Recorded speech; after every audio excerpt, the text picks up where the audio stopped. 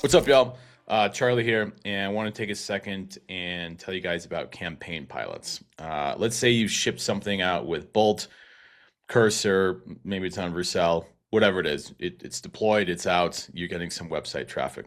All right, how do you get more people to your website, right? How does this, marketing and distribution is the hardest part, which leads into customer acquisition. So in comes campaign pilots. So let's say you've got Google Analytics, you've got Search Console, you've got Tag Manager, everything's wired up. Okay, now you're looking at the data on GA4. You go to acquisition, then you go to traffic acquisition, and you're looking at sessions. All right, cool. You're looking at the KPIs. Sessions, engagement rate, blah, blah, blah. It is so boring to talk about. Now, campaign pilots make sense of all of that data. So it connects to your GA4, connects to your Search Console, it connects to Google Ads, and it makes sense of the data for you. So rather than having to log into GA4 and Search Console or Google Ads, you log into campaign pilots, you connect the data sources, it takes less than 5 minutes, it's a couple clicks, and you simply ask it, what were my top 5 non-branded keywords? And then bam, you get a bunch of answers, and then you get next steps to get more customers to your app. That's what campaign pilots does. Another example. You've got Google Analytics. You have that connected in the app, Campaign Pilots. And then you can ask it, give me a summary of SEO in the past 30 days compared to the previous 30 days. And it will tell you the delta. It will tell you the pages, the highest performing pages, the lowest performing pages. And it basically gives you a roadmap for the subsequent 30 days to get more people, more users, more signups to your app. Head over to www.campaignpilots.ai. Try it for free. At its core, venture is a finance job. People wake up every single day. They look for deals. They diligence deals. They invest in deals. If they don't, they get fired. It is very much just a normal finance job in that respect. It's probably the only finance job that has such an inefficient way to find the deals that you're looking at. The big unlock piece of advice I got at the time, Robert, no one gives a shit who you are. They care about investing in good deals. So just find a good deal, get it to the right people. The deal will get done. You're just a vessel to get it there. As if like an investor is going to say no to an otherwise good deal because it didn't come to them from one of their friends. That doesn't make sense. And we're back. Episode 37 of the Builders Growth Podcast. We are coming in live out of Breckenridge, Colorado.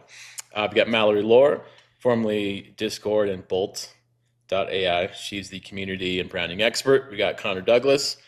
He's got his own agency with paid ads. I myself am Charlie. Yeah, I didn't sleep much last night. I myself am Charlie. I'm the SEO guy. And today's guest is Robert. How do you say it? Harari? Harari. Kind of like Ferrari, but with an H. Yeah, he's a badass too. And also learning experience. We've got one mic, one camera, so that will change in the future as we're all in person. It's our first time together. Yes, guys. this is our first time meeting, being together. So learning in experience. The middle of nowhere. Oh shit! If you guys could have been the learning experience live right now. Didn't bring a stand. It's okay. It's okay. Look, I was just thinking I was just gonna hold it like this, and so it turns out you need like a third, like a middleware between the mic and your computer to like split the audio to 3 different files. So next time. Yeah, there's that. So anyway, they're in from both coast to coast. And yeah, we're recording live here in person. So that's why it looks like we're in like a prison video right now. No, I don't think so. You would show them the skis in the background. Okay, yeah, all right. Well, let me show you guys. You can kind of see it. Just don't tip over the mic. Okay. Tip it over. Yeah. Look, Breckenridge. Yeah. Okay. Anything's Breckenridge. Snow. Sorry, I just wanted to make it more interactive. Yes. Okay. So yeah, we talked to Robert Harari. He's a VC guy. Started when he was 15? I think Like he said? 15. 17. I mean, basically, Out it the sounds womb. like at birth. Out like the womb. is Yeah. what we, Yeah. Yeah. So is what we he's learned. got a great platform. Episode is brought to you by Campaign Pilots. Check that out. That'll make your life way easier for customer acquisition.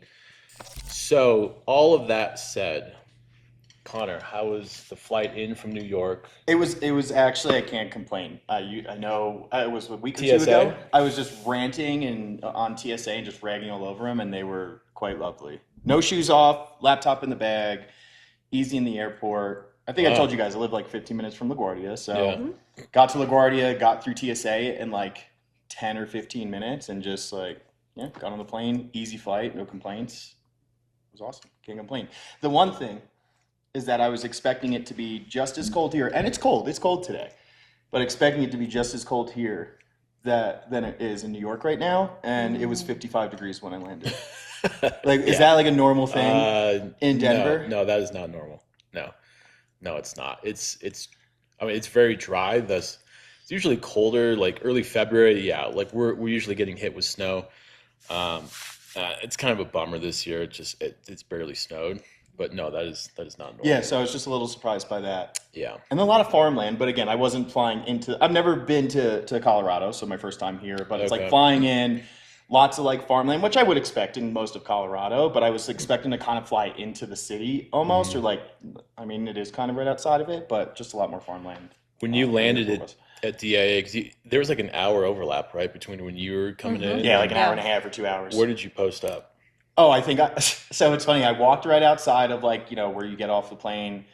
And then I found a desk, posted up that had a plug, just plugged in, and I just was like working for. Just go nuts. Nice. But it's like, it's kind of funny because as Mallory got closer, I was like, oh, maybe I'll just hang around Terminal B.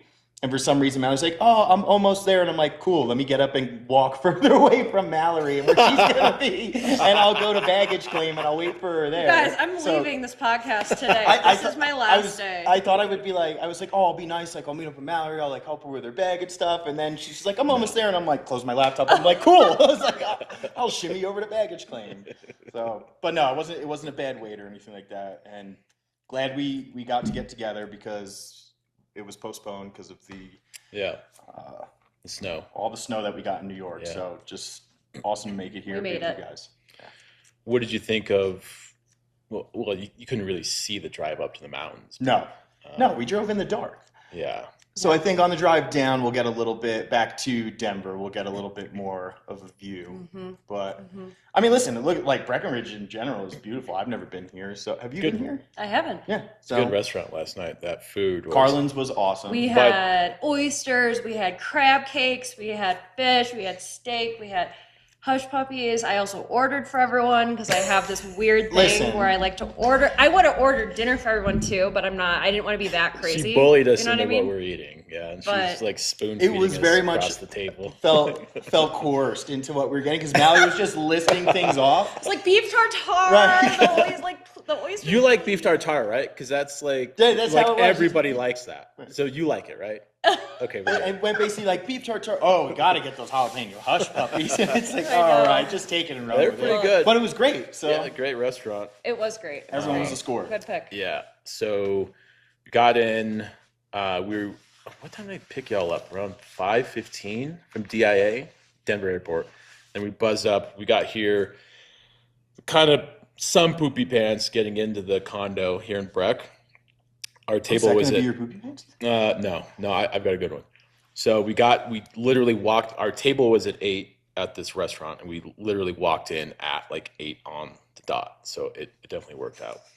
And it's very hard to find Uber drivers in mountain towns here in Colorado. So we found one. That was awesome. Did you hold on to his card just in case? Good. Yeah. And nice. I have a text thread too. Oh, nice. So that is cool. And not great sleep last night. What do you think of the mattress? Are you a soft mattress guy? Did you see how thin the mattress is in that room? Oh. Are you guys? Do you have the same thin mattress I do? I don't think so. That thing is like, I mean, like, is it just like for a race car bed? It's probably like that thin, thick. It wasn't terrible. It's like, I don't know. It's like anywhere you go that you're not used to sleeping though. So I think I went in at like 12 this time, which was like 2 my time, and I was like, oh, I'm gonna fall right asleep. Of course, I gotta get comfy, and then I like try and go to sleep. Took me another like 2 hours to fall asleep, like 3 hours. Just like I would like, get like just to the point of like, oh great, I'm gonna fall asleep. Yeah. And then I would like wake up and be like, okay, toss and turn. Yep. And the other thing is, I don't know if it's. I've done this a few times. It got really hot here last night. It got hot? Why the heck did it get hot? Have you guys found, and maybe it's just because I'm a fat ass, right? Sure. You know, but I was gonna say you eat 10 times more food than I thought. So, yeah. Wow. Wow. No, but in a way that not like a bad way, in a way that is like you eat like 100 times more food than me. I didn't eat any more than you guys did. I actually ate less than you guys did. No, this is me making fun of the way he's talking to you about but eating. in a way that I appreciate because I eat like that. So like food is my friend, and I just like stuff. So wait. There's food behind this monitor right now. I will dummy that bowl. gosh. Like. So wait, what? Where did this thought process like? Where do you get this from? Where you're like, oh wow, you eat way more food than I thought. Like, what was I doing at dinner yesterday that like made you? Like, just like grabbing. I think I ate more than everyone else at that dinner. Oh, well, really? yeah, I wanted to Just try like- a little bit of everything. Yeah, I was like, you know what? I like that because that means you would like the four of us, like Austin and Zoe, like we could all we could all of us. Oh, we can have something, but like, was I grabbing it very aggressively? Was No. like, oh, give me no. that. No, you So, weren't. yo, let's do that. Let's get some. Don't of let this. him get in And- your head. That was not happening. And in my head, I was like, yes, all right. We Did can you go think to- I was like gonna like come off the plane? Like, you think I was like skinny mini or something? Like, No. Okay, so for context, before I ask you how your week was, I was parked to the side. I was on a different wing of the pickup area. So I'm waiting for them, and I had this thought in my head, and I pictured Mallory just like big glasses and just making a bunch of noise, just like, and like a big like suitcase, and like I saw them both walk out, and I was like, oh, Connor is like a sturdier dude than I thought. Like, I don't know, not like a bad way, but it's like, oh, like he's a pretty like a burly dude. Like, I don't know, shit got weird or anything. Like you could handle yourself. I'll take that. I'll take that backhanded compliment. No, Yeah, it for really real. isn't. It's not a look, dude. Like I'm. Yo, horrible I bench shape. 250. It's all good. Yeah, look, if shit got weird, Connor could handle himself. So, I remember walking up. I was like, oh shit, like this is the guy that I haven't seen in 5 years. Like we've worked together for so long on projects and everything. It's oh damn. Then okay, cool. Like let's get Mallory in, and we buzzed up. So. Oh, that's so funny. Yeah. I was like, there he is. Can't miss him. It's like pointed. Oh, my face is turning red from embarrassment and laughter. Oh my god. It's just the big black like frame glasses. I know, I have them too. I should have just- worn them. Like that's what I pictured in my head. And, like, I know. a big, it's like a lapdog and like a fucking. I'll just do my fat Looking face all the rest of the pod. crazy. Yeah, Apparently. dude. Trust me, I've gained a lot of weight since building. Yeah, Okay. you're huge, Anyways. bro. Okay, we're done with this. We're done with the topic. weight. You are Okay. so normally sized. You're tiny. Like, don't. Anyways, Okay. how's your flight? How did you? Oh my any God. TSA friction? No TSA friction. Took me 2 seconds. Flight was smooth. SFO, right? SFO is legit. Yeah, you guys. you just get in and no SFO lounge. is the most beautiful airport in the country. No lounge? No lounge. Bold. It is. Well, we just got voted such. Did We've you? been Oh, you doing did? a ton All of right, well, renovations. can't refute that. Like full terminal renovations have been happening. There's Thank- still more taking place, but they're really nice. So, It's better than LAX. LAX. yeah, definitely better than LAX. Yeah. Anyway, But yeah, I guess I didn't know what to expect with these two. I'm like, are they going to be cool? Are they going to be nerds? Are they going to be mean? No, I'm kidding. No. I think we're No. all very Really much mean. They're who we very much are, so what I expected. who we Really? are. Yeah. Oh, okay. Yeah. I mean, you guys are too. Like, yeah. He's like, no, I wasn't. So Yeah, what I was was- your? What you was guys your, were not. So what what's I lost? expected. What's the expectation? Like, was it What do you mean?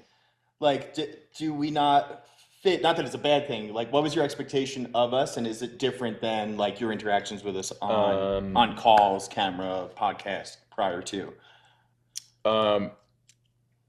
This is a place to be honest and open. I mean, you're just like a bigger dude than I thought. not in like. No, I know, but it just always comes back to size, and it just makes me It's laugh. just like no, like you're like a sturdier dude than I thought. I was like, oh wow, okay, Connor could fuck somebody up if he really needed to. What about me? I I mean, can mess someone up, yeah, and then you just like bark at him. and that would work. That would work. You just annoy the hell out of him. That would work, though, would it not? What did you think? I mean, it's always a weird like you walk up towards each other.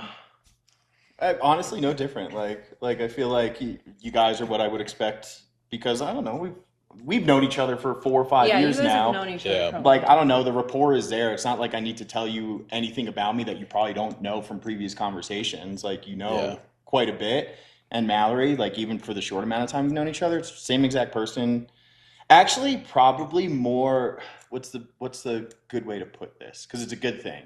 More extroverted in person than I would have expected. Like the pod, I almost feel like, and you're extroverted on the pod. You're probably the most out of all three of us, but even more so in person, which is great because I wish I was that extroverted. I'm just not.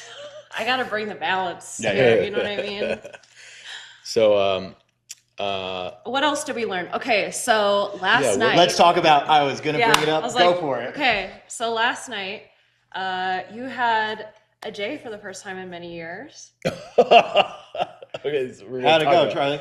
Oh, I got high as balls. I was on a different planet. But what I wanted to say is that we found out that he likes to listen to like classical vampire-esque music. Yeah. Like, I don't know why this we is were a like, big deal. whoa. This is not. What? I've never met anyone like that. I've never met anyone who's It's like, okay, not- I'm gonna get high and like I'm gonna listen to like Well, I haven't smoked. some Medieval Game of Thrones. I'm building Frankenstein in my Yes. tower. Yes. Like so. watch my creation come to life. Yeah. Like that kind of vibe. Look, I had brownies and I had. What did I have for The dinner? brownies have something in them? What do you keep No. saying I have brownies for? Well, Like, there's brownies something in were there. fucking amazing. The brownies That's are why- just good. They made me feel like very Speaking comfortable. of, I'm a big burly guy. Where are those brownies at? Oh, dude, they're right over there. They're right over there, dude. They're go nuts on them. Go ham. Where's your grip strength? Is You know? I feel like I'm Charlie's leaving. fascinated. I'm leaving this by just conversation. What? My grip strength? like I think there's a meme or something like where it's like a really big dog or something, and someone's like, "That boy thick." Like I feel like Charlie just saw me walking, and he's like, "Damn, that boy thick." I feel like you've got like solid grip strength. Okay. Okay. So Anyways. you've got solid grip strength. Okay. Yes. Look, And you're bigger. I like Sturdy. Sorry. I like Sturdy. instrumental like music. Okay, where like I can focus on what I'm doing, but it's not like boring. So in the background. words in a song feel like- could like distract you Yeah, from kind getting of. work done. It's like to follow the lyrics, and it's just like repetitive. Like if you listen through the social, what's the movie called? Social Network. Social network. Yeah, if you listen through that. Yeah. By the way, incredible soundtrack. That's fucking amazing Yeah. soundtrack. I like that. You can just focus in, right? Like lock in, like Yeah. kids say. You can just lock into that. So look, that's the music I like. Whatever. Don't bully me. It's fine. So I love it. yeah, I just thought it was interesting. that is my jam. The drive up. What did you think? Even though it was super dark out, and I was like, Drive up. Well, I thought you were a good driver, so oh, did you? yeah. Oh, okay, I I appreciate think for that. the most part, yeah. You had a Choice little of like New York road rage to you. Did I? Yeah. What? Oh, the poopy. Oh, the guys person- on the left lane. They don't get the fuck out of That's there. the New York thing I'm talking about. 'Cause Yeah. it's never you. It's always the other person. I do the same thing. I'm the best driver on the road in my mind when I'm behind the wheel. I'm the Yeah, best. that's Everybody else is the absolute correct. worst driver. Every I have to man watch that I out know for says them. that. They don't need to look out for me. But every car we would pass, if they would even like make one slight movement towards the lane, you just be like, absolutely not. No. And I'm like, oh god. Watch it. I would love to see you. Watch it. I would love to be a fly in the car, like when nobody else, just when someone's like close to like, or just getting cut off. Like, do you freak out? Not really, because if I get cut off, then it's like I'm not paying attention. I rarely get cut off, like hardly ever. When I do, it's usually because I'm texting. Yeah. So I need to stop that. But no, like hardly ever do I get cut off. Like rarely. But Wow. no, like I don't get freak out or I don't get poopy pants when I get cut off. Oh, I do. You freak. I'm just, but again, it's like New York driving. I think it's like you have to be so aggressive and like assertive with Yeah. it. So like I don't know, and I just think Do naturally. do you stop at stop signs or do you just blow through them? No, I stop at stop signs. I hate that because again, being a New Yorker, I also walk like Yeah. 50% of the time and drive 50% of the time, and I hate people who don't stop because it's like I know. Yeah. Like- I used to say in high school, my dad got so mad at me once. I was like, Dad, aren't the stop signs that are bordered in white optional? oh my god. What? Yeah, he was just like, "What did you say?" And I was like, "Wow," I just like walked the other way. No, never mind, made that up. I just like walked away. Wow. Don't do that. So Don't do yeah, for those watching and listening, those are not optional. What did you? Let's see. Dinner was good.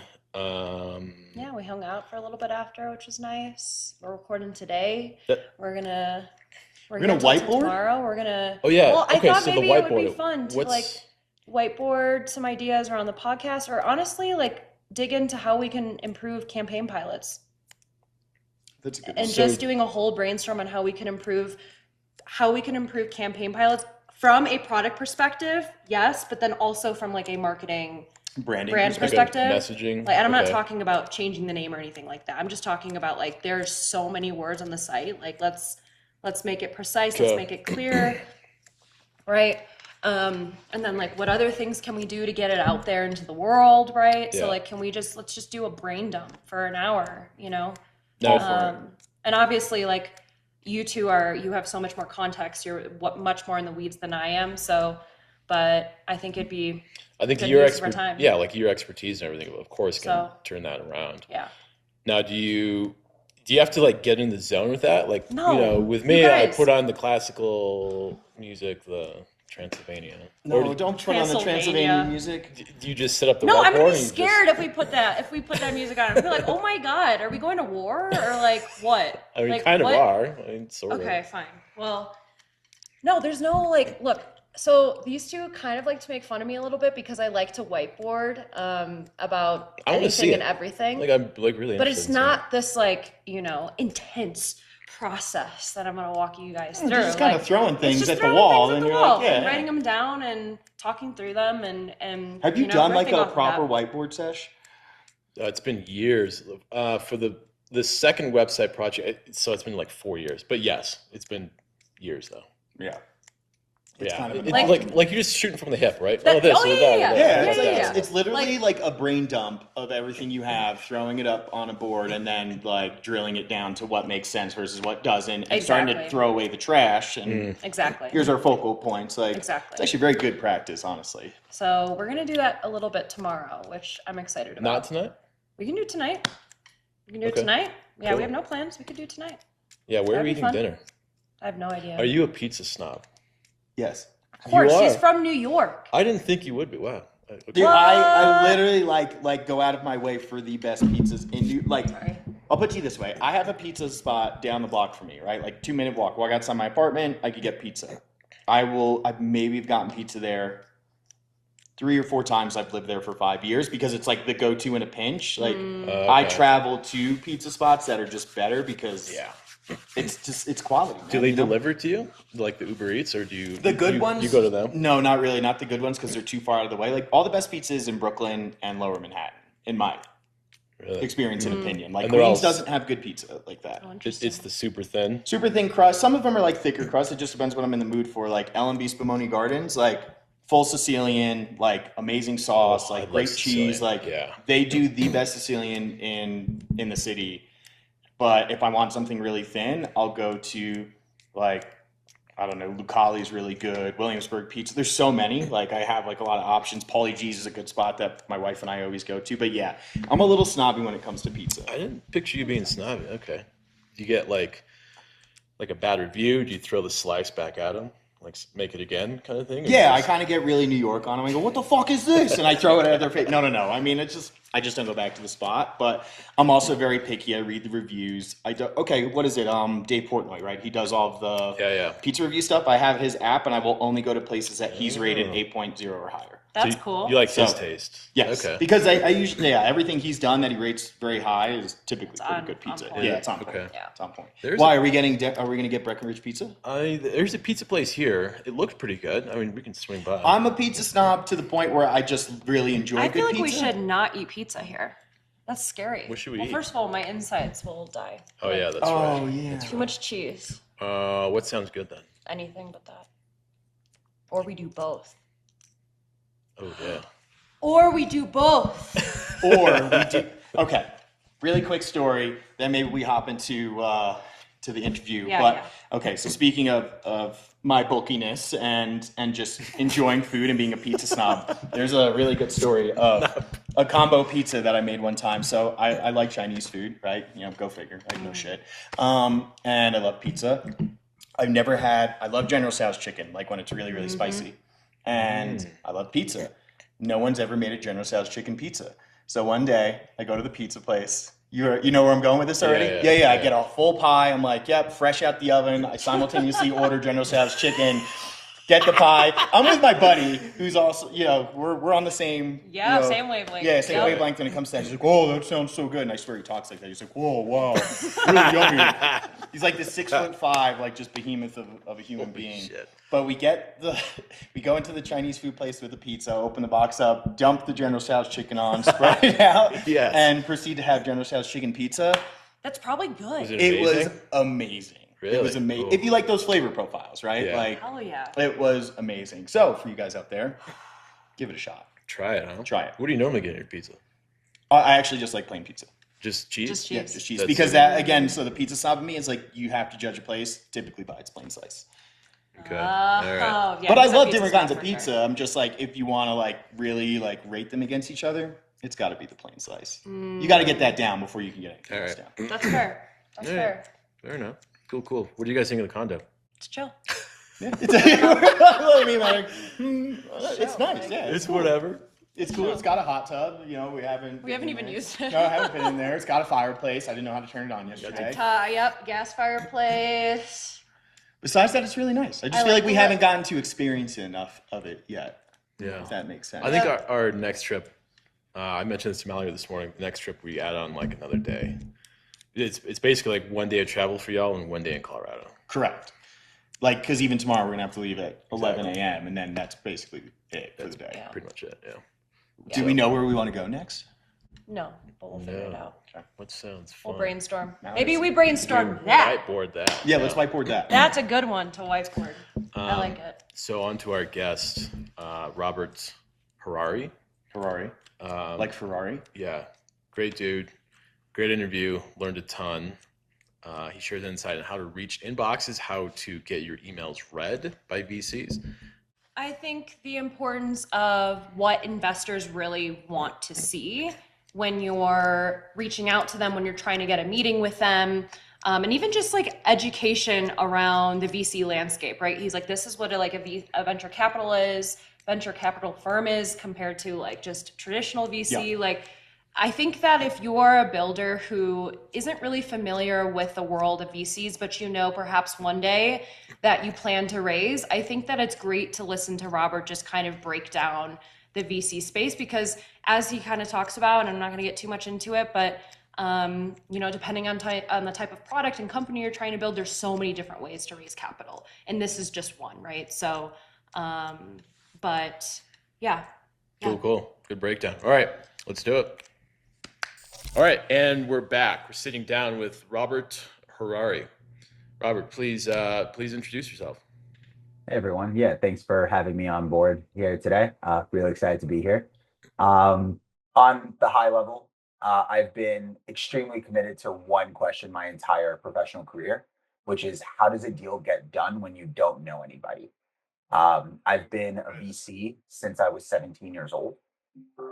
Is when I, found and sourced and then raised just under $1 million to invest into my first venture deal. I was a teenager. I didn't know anyone, but I knew that I really wanted to be a part of this company, and I knew that I wasn't a builder myself. I just really liked what they were doing, and I knew that I had some, sales ability, and powered by Google, a ton of research, a ton of hustle. I was able to raise just under $1 million to go deploy. The big unlock piece of advice I got at the time was my dad told me, Robert, no one, by the way, guys, what's the policy on French here? Go for it, man. Okay, yeah, he's like, Robert, no, Let it fly. he's like, Robert, no one gives a shit who you are. They care about investing in good deals. So just find a good deal, get it to the right people. The deal will get done. You're just a vessel to get it there. And that was like such an important unlock, because everything I was reading on the internet was saying stuff like you need this warm intro to an investor, and as if like an investor is going to say no to an otherwise good deal because it didn't come to them from one of their friends. That's just realistically, you put enough brain power behind it and you realize like that doesn't make sense. At its core, investors are just trying to invest into good deals. So I did that. I fell in love with venture. I got the bug. Fast forward to today, I'm still a very active VC and one of the co-founders here at Raisy. On the VC side, I've second in command out of a firm called Evolution VC Partners, where we're investors in a little over 300 different culture tech companies. So technology, product, services that we interact with every day. We have about 48 unicorns now in the portfolio, somewhere about 15 or 16 decacorns now in the portfolio, worth over 10 billion. That's We have crazy. been a lot of fun. We have about 30 some odd exits now, and we just made the list this year of most unicorns in the past decade and best hit rate in the past decade, which has been really exciting. And then I've been fortunate to angel invest into a bunch of stuff.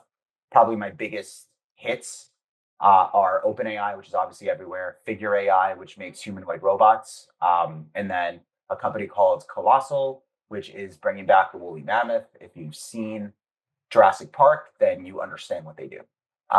And so it's really cool. And I encourage everyone to look up the founding scientist, George Church. He looks exactly like the guy from Jurassic Park. So you I can gotta see this. just Google it. You'll see. Like, that is uncanny. And so my hunch is he saw Jurassic Park when he was younger and it was like, that's what I'm doing. And so but anyways, so that's on the venture capital side. As it relates to Raisy, I took my father's advice. We took my father's advice and we scaled it. At its core, no one gives a shit who you are or how you got there. They care that the deal that they are looking at is good. Venture capitalists are not this big black box of, scary people who have some kind of super hyper specific vision of the future that you have to fit into and play kingmaker all the time. At its core, venture is a finance job. People wake up every single day. They look for deals. They diligence deals. They invest in deals. If they don't, they get fired. It is very much just a normal finance job in that respect. The only thing with it is that it's probably the only finance job that has such an inefficient way to find the deals that you're looking at. You look at the public market, you look at all these people that are trading stocks and trading and all these fixed income traders and all these other people that are in these buildings that are all across New York City and Jersey City, where their back offices are and things like that. They're all sitting all day in these Bloomberg terminals or in Thinkorswim and things like that, where they're sitting and they're finding information on public stocks and they're trading on that information. That is very much like an established process that exists in the public market. For no reason does it not exist in the private market, or at least so I thought. The truth is, the reason that it doesn't exist in the private market is because the period by which these companies are entering into the market is so disparate. In other words, in some cases, you could have a startup that is just coming up with their idea for the first time and they're raising money right out the gate. They just got together as a team of co-founders. They spun up a website and now they're launched. Or you could have businesses that have been around for 10 years running in one direction as a services business that has been slowly automating what they were doing. And now they're in an excellent position to scale. They've never even had to consider raising outside capital, Right. but they are now ready to go enter into the venture ecosystem. In other words, there's no single point of entry into the venture ecosystem in the same way that you have, say, an IPO or something like that that puts you into the public ecosystem. And so how do you actually collect enough information to be able to create some kind of platform that people can use to centralize the private market? We'll go into the details of what that means for Raisy, but at its core, what we've done is we've made it easy as possible for founders to get in front of the right investors for their company by using AI to analyze a expansive database of over 170,000 investors, automatically scale founder outreach to those investors, analyze their sentiment to let founders know what the interest level of that investor is, and then from there, enable the founder to then set up a meeting and things like that to be able to close out the investor themselves. It's working like a charm. Founders meet dozens of investors every single month through it. We set up about an interested investor connection once every 8 minutes or so, which has been really something that I'm proud to see. It's cool. I get a little notification on my computer every time it happens. And so it's a nice little reminder that we're on the right track with what we're doing. But I'll pause there. I know I just gave a ton and throw it back to you guys. Real quick, can you go into the guitars in the background? Of course. Yeah. Thank you for all that. The guitars are. Yeah, thank Yeah. you so much, foremost Robert, interest. for your wonderful intro. Now, Yeah, I was gonna say a hell of an intro, and I cannot stop looking at those guitars like on the wall. Yeah, I'll for sure. I could talk about these all day. I mean, how many And a times drum set? Is that a drum set too? Yeah, this is my electric drums. I play guitar, drums, piano, bass, mandolin, Woo! the whole Wow. scenario. that is sick. Impressive. Thank you. I'm in a band called Hey Again. That's usually why I'm in Bushwick all the time. But I'm in a band called Hey Again. We have a new album coming out this year. Actually, we have Cool. our next single is coming out in 15 days. Actually, Right. Yes. and so pretty pumped for that. We're playing a single release show in Brooklyn, so I'll see you guys there. Yes. I will be there. When are you playing it? Hell yeah, it's February 18th is the show.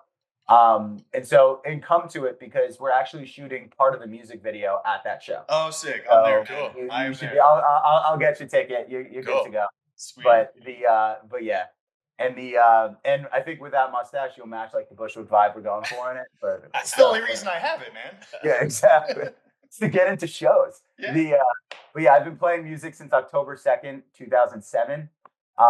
Dated my first guitar lesson. I heard the intro guitar solo to "You Give Love a Bad Name" from Bon Jovi. They used to call me Rob Bon Jovi when I was a kid because I was just obsessed with them.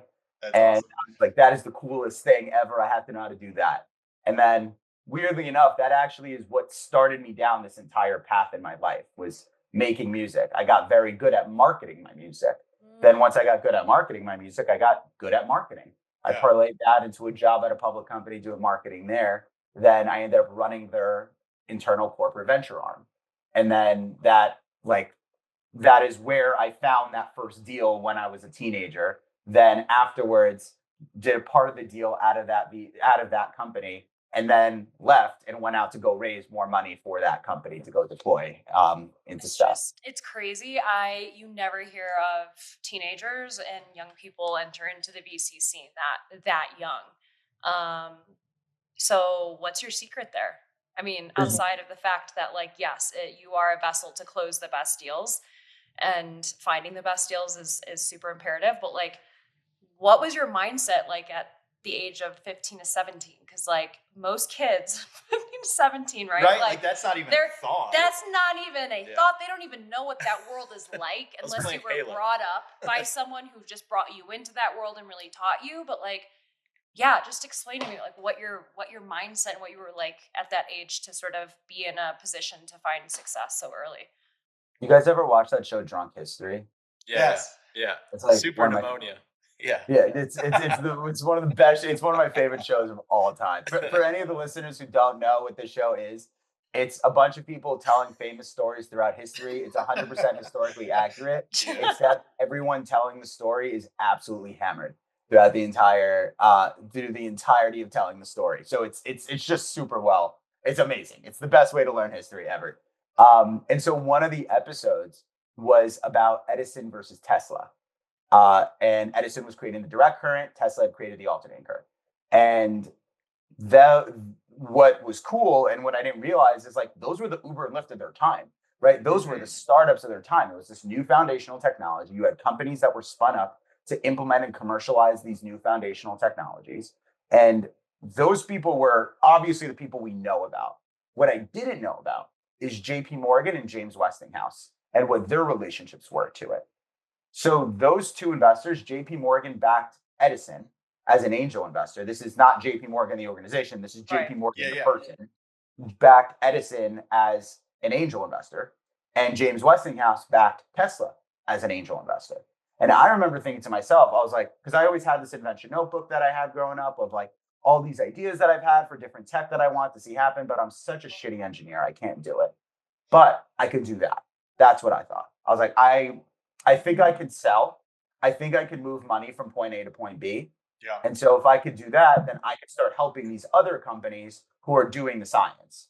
And so I just started thinking about it as a conduit into getting into cool scientific, at the time, experiments, but scientifically driven and technology driven companies. At its core, that is really what the role of a good VC should be, is to help these founders who are extremely focused on the hard part, which is the tech, which is the scientific breakthroughs required to introduce these foundational new technologies to the world, to be able to make sure that they can still continue to pay the bills, that the lights are on, that they're able to attract the talent that they need to be able to attract and pay them accordingly, and make sure just fundamentally that they're capitalized the entire way through doing it, right? There's been different words for it throughout history. Sometimes people would call it your sponsor or things like that, but the idea is the same. Someone who's giving you the capital you need to continue to do those breakthroughs. And so I just thought, you know what, I could do that. That seems fun. Let me give that a shot. And then I got the bug, and I just started.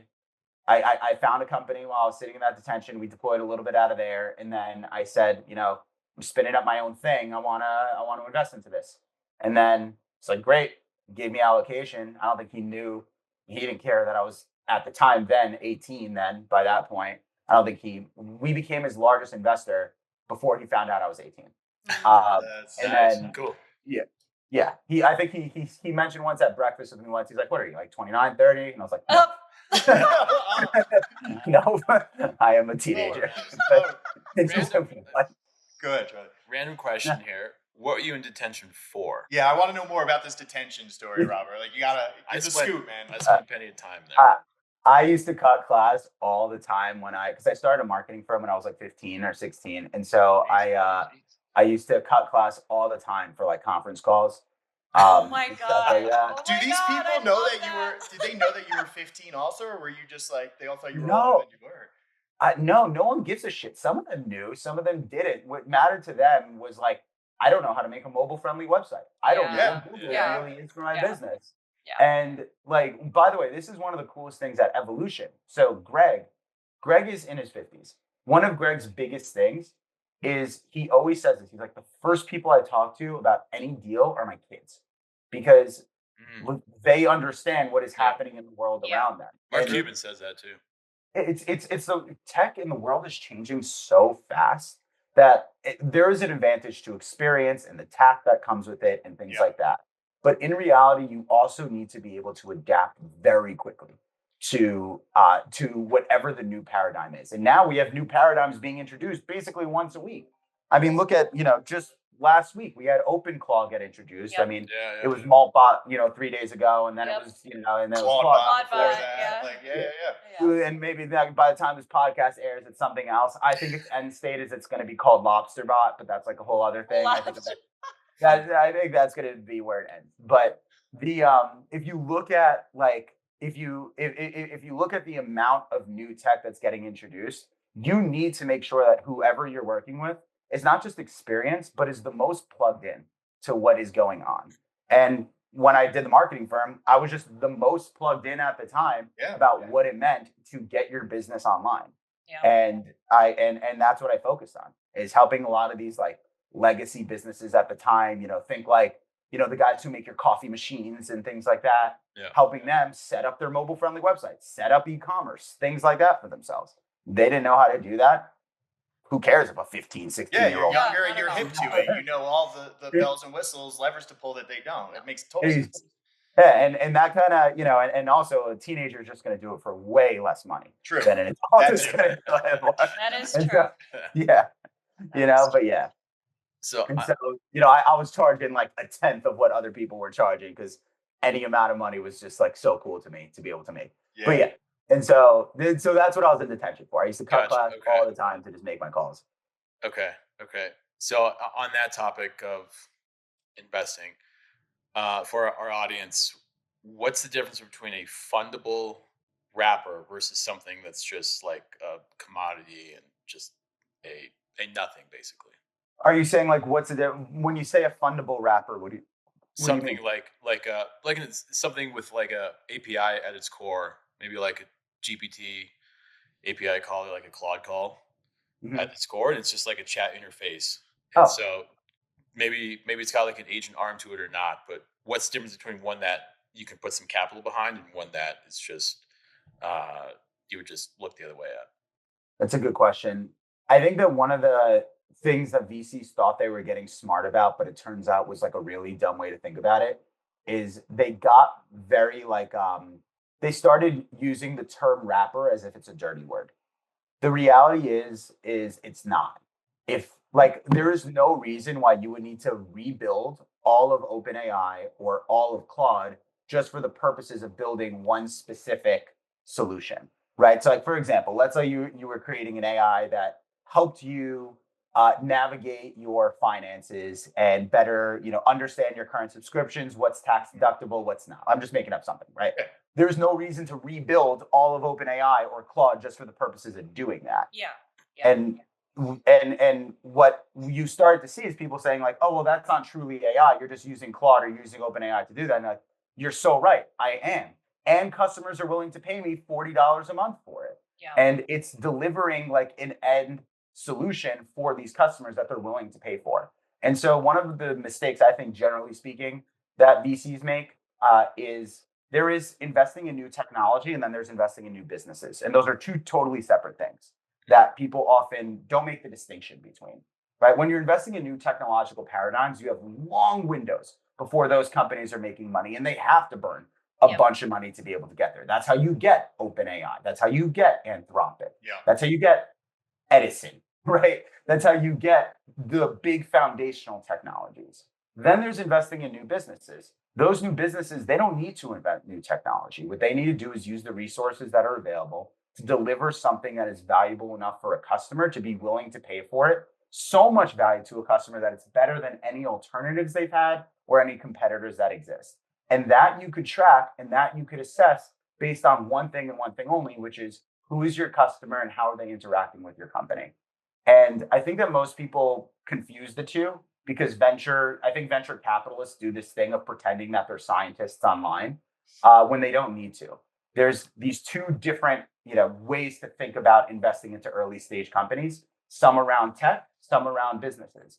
And when you're investing in great businesses, right? I don't give a shit what AI tools are powering that and what infrastructure you're using, as long as your customers love it and your customers are coming back and they're using it. It's a core part of what they're doing. On the other side, you're right. Like if you're building, if you're claiming to build like a new foundational technology, but it happens to just be a wrapper for other things, that's not interesting. But if you're creating like this new solution for people that is using all these different tools in different ways, then and that's delivering something super valuable for customers and they're willing to pay money for it, that to me is still a super investable business. Yeah, no point in recreating the wheel if it's already there and then just build on top of it. Yep. Exactly. Yep. You got it. So go ahead. I was just going to say we have to rebrand the word wrapper now. Yeah. So a little bit. Yeah. Sick. So, like Robert, with getting in front of like VCs is one thing, right? Like takes persistence, but it's kind of like what's in your pitch is totally different. Like what do you typically look for? What do you think other VCs look for within a pitch from somebody to make it worthwhile? So good question. Greg from Evolution, he asks one question that defines basically everything about what we do next with companies. Yep.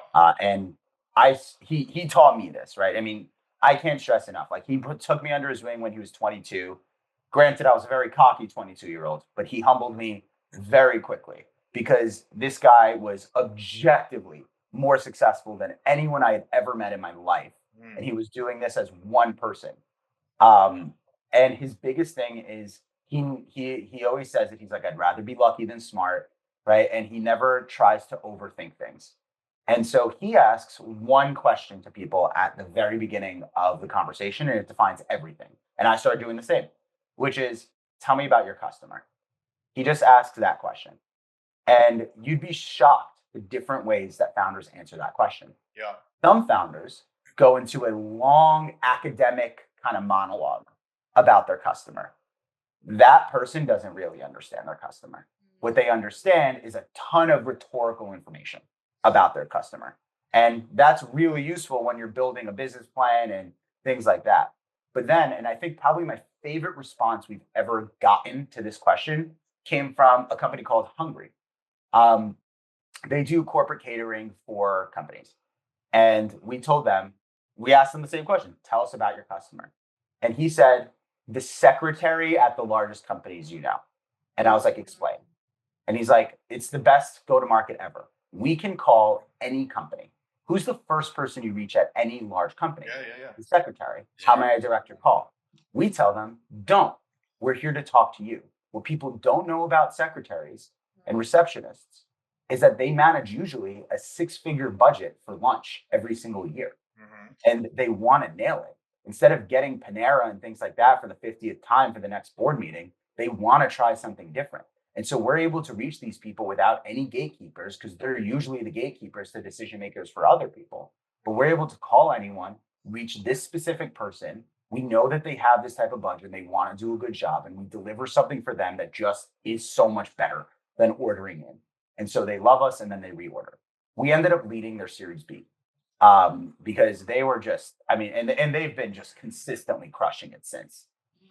They're probably, I mean, there's going to be a series of case studies about that company one day, because at every single layer, they have done such a good job navigating the market that they're in, because they just know how to keep it that simple. And that's what I was going to ask. Like, have you noticed with them, just like they keep it very simplified in terms of just objective, like target, that's it. Like, Yep.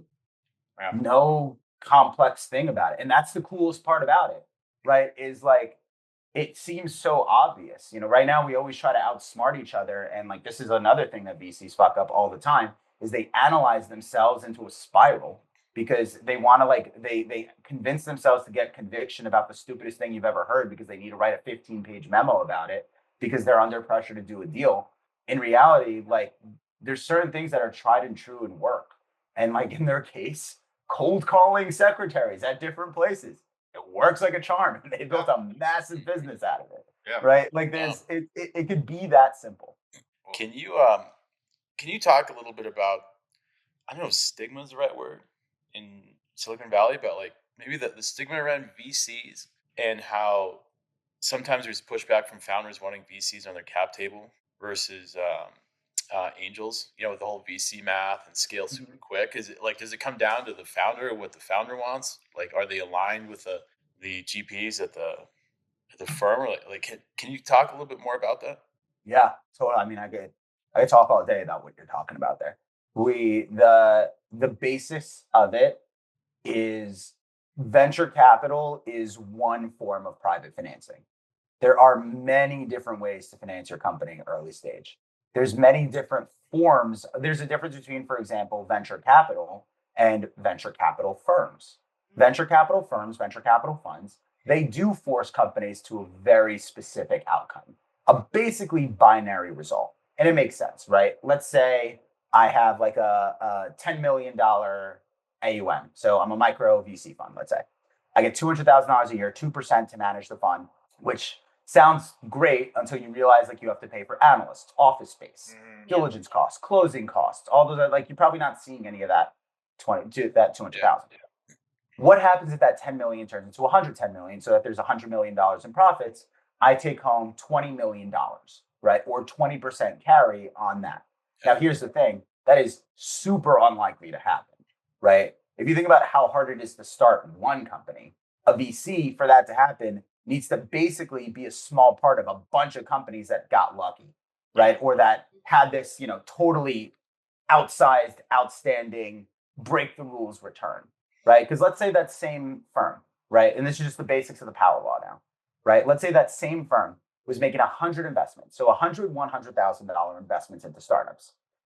90 of those, so 9 million of it, zero, gone, zero, shit, donut. There's not down 20%, not whatever. It's a bagel. It's gone, right? And so that is there. Then you have maybe 7 of those deals, so 700,000, that will return exactly the same amount you put in. Now, you've been in that company for 3-4 years and it did nothing for you. You've underperformed the S&P, but at least you didn't lose all your money on it. 3 of those deals will then make up the entire fund. They'll 300x, they'll 40x, they'll 60x, etc. Right? And so that company can't just 2x. And a VC would never consider a 2xer to be successful. Yeah. Not because that's not an exciting outcome. If I'm the founder of that company and I 2x my money, spectacular, right? But a VC not only needs you to deliver a return, but enough of a return to make up for all the losses in their portfolio. Yeah. Now, that's venture capital funds, but there's different types of investors with different types of incentives. Let's take angel investors, right? Angel investors, they don't have LPs. They don't have to return the fund. There's no hurdle that they need to cross for them to make money. And so for them, right, let's say they put in $25,000. I always say this, they could be deciding between investing in your company and just going on a sick vacation. Like they don't need to invest into anything. But when they do, right, it's usually because they have some kind of connection that is extra financial, right? So it's like outside of just, I'm trying to make money on this investment. I have a reason that I want to invest. Now, on top of that, you take that person and you 2x that person and you turn their $25,000 into $50,000. They're going to be pumped, right? They're going to go on a nice vacation next year, right? And so it's going to be, and so the hurdle is lower. There's less pressure involved in that. Certain companies should not raise venture capital, not because they're not venture capital ready, but because it is useless for them and it will hurt them in the future if they do, because they're just not growing under that trajectory. Yeah. On top of that, as a founder, right, you might want to still own 50% of a company that exits for $40 million. You won't come with $20 million. That's awesome. You raise venture, you're going to have to sell that company for about $500 million to $1 billion for you to take home that same $20 million. And so is the net effect really that much more noble, to be able to do, to just, to go start and stress out and go bald and whatever over $1 billion company when you could probably get the same $20 million exiting your company for 40 before you get diluted yourself to hell, right? And so, there's that question you do need to ask yourself. Now, in other cases, it does make sense to raise venture capital because you know that this only works under the biggest swing possible, right? A great example of that is OpenAI, Figure AI, like these deep tech companies. Yeah. They need massive amounts of cash to be able to do what they're doing. No single individual investor is going to be able to put up that kind of money. It's not $2 million. We're talking, billions of dollars of capital that they need to be able to deploy into this stuff. They need venture capital because realistically, that is not a business that is exciting to anyone at a 2x. It's also kind of impossible for a business like that to 2x. Either the breakthrough happens or it doesn't.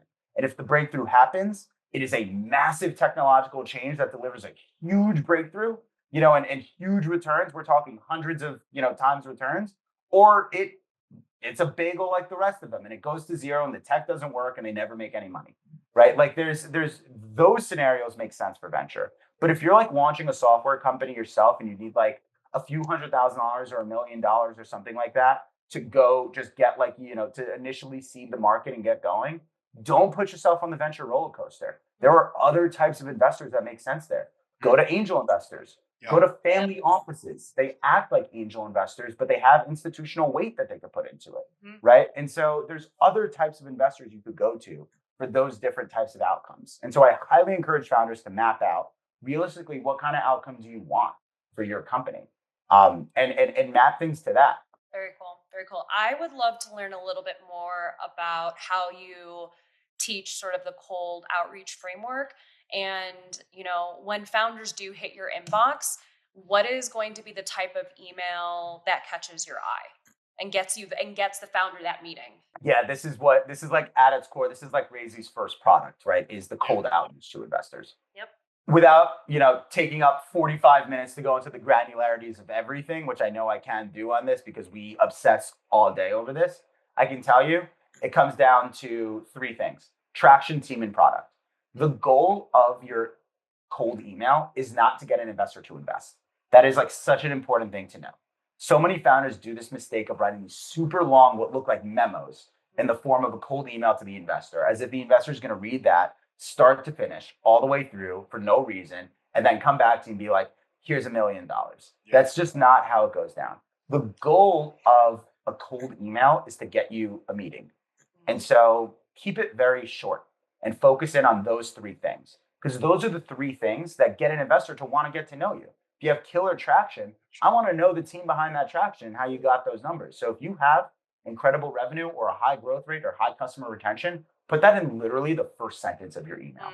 If you think about your phone, right? And when you get an email, you get the subject line and like 2 lines of a preview. And that defines for you whether or not you're going to open that email and keep reading it. Think the same way when it comes to an investor. You got it, flaunt it, and put it into that part of the email.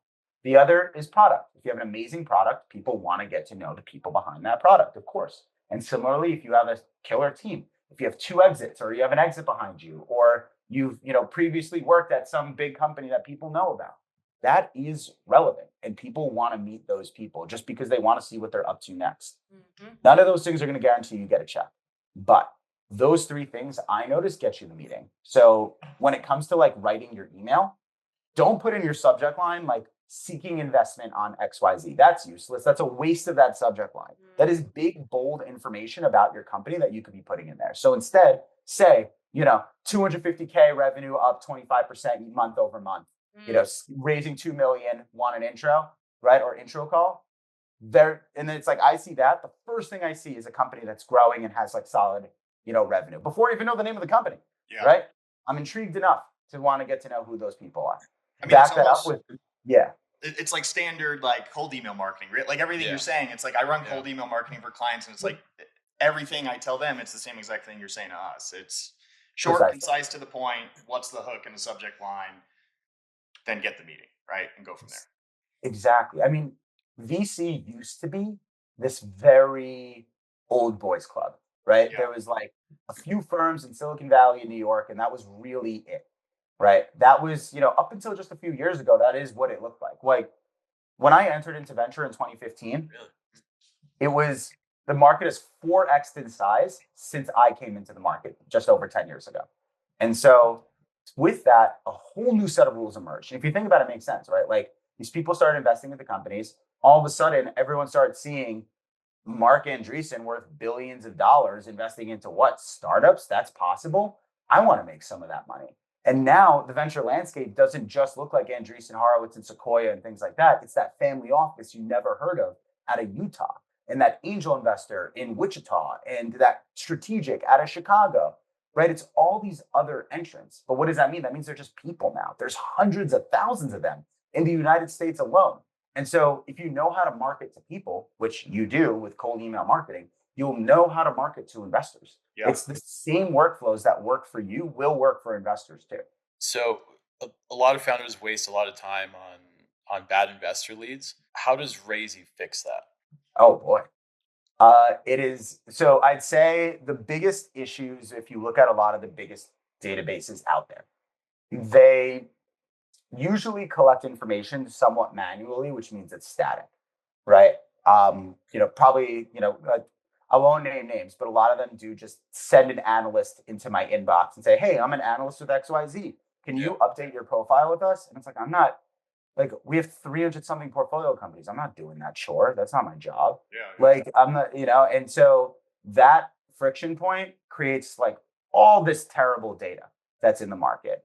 And even with all the data, you basically can get down to like industry stage and geography, right? And with investors, that's like the current stuff. I'd say that's table stakes. Anyone can pull together a list now of like pre-seed fintech investors based out of New York from ChatGPT, right? So that part is not the hard part. It's what happens next. And so what we do is we track investor behavior. That's the big difference. Not just investor preferences like industry stage, et cetera, but investor behavior, what deals they're leaning into, what questions they're asking, what deals they're ignoring, how far a deal makes it, with them before they pass, when they pass, why are they passing? You're able to gather that information now. A lot of that wasn't possible a couple years ago. Now it's possible with LLMs. What we're doing is we're literally analyzing the sentiment of every single interaction between founders and investors. And every night at 12 a.m., our database updates based on new things that we learned that day from these founder investor interactions. That makes for better investor profiles, a deeper understanding of investors, and a clearer picture of what it would take to get that investor specifically over the finish line. And so when you do talk to an investor in Raisy, there's literally a sidebar that shows you, hey, this is this investor. This is everything you need to know. Here's where you might be a good fit for them. Here's where you might not be a good fit for them. And it shares the good and the bad about your company with that specific investor. You could start to learn those things once you're analyzing the patterns in what they talk about. And so that's what our database and our product allows us to do. And it allows for better investor enrichment, which just makes for better investor interactions in general. Were you pulling all of like that data from and like aggregating it like based on the investor and the founders? Is it through email threads? Like like anything else? It's literally from the interactions between the two. And now we've been adding in additional sources. So now like they're talking about XYZ on Twitter right now. Let's use that cool. Yeah. as a way to build a deeper understanding of the investor. This is some new stuff that we have, in the pipe, but we're now adding in these like enrichment sources from other places to be able to do it. Right now, we are able to pull from their websites and things like that, which is excellent for a picture in time or a window in time about those investors. Yeah. Right. And we use that to infer the things that matter to them from there. After that, now and that I'd say gets you to like, a 95% or like a 90% accuracy rate of like what matters to these investors. Absolutely. That last 10%, that's where the email interactions come into play. Yeah. Because now we thought, oh man, we thought you were a healthcare investor based off everything that you were saying online and the deals you were talking about and things like that. But then when it came down to it, we noticed that you did ignore most of the healthcare deals. You responded to this healthcare payments platform. So you're much more of a fintech and SaaS investor who has a current interest in the healthcare market, right? And so that gives us like a better understanding of like how these investors think, what matters to them, what lines they cut across, and things like that. Yeah, you're just able to drill down so much further than the traditional way. That's cool. Exactly. So you say that you're very available for your founders, correct? I try my very. Every single one of them has access to my Calendly. Wow. Okay. What's a crazy question you've gotten like 2, 3, 4 a.m.?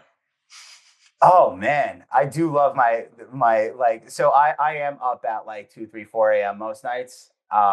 Just that I'm working on it. I'm trying to like wake Sounds up like early. this guy right here. He is too. He is Are you too. like that too? Yeah. Oh, That so I had to bring my own pillows here because I knew I wouldn't sleep. Like I feel like such a loser. Like because you got to get yourself to sleep. That's awesome. There's something. Sometimes I'm like, good for me. Like I'm a midnight warrior like this, and then other times I see these people who like wake up and they've like Johnny, like my co-founder. He like wakes up. He's like worked out, 2 energy drinks in, etc. before the sun is up, and it's like that's like a whole other thing. So, anyways, craziest set of questions that I've gotten in the middle of the night. Usually when it comes to the middle of the night, the questions themselves aren't crazy. They're usually a lot more existential, is what I'd say. So there's a lot more of like, should I shut down my company? Yes or no. You're not in a position at that hour, I don't think, to be tactical anymore. I think that kind of stops around 10:30, realistically.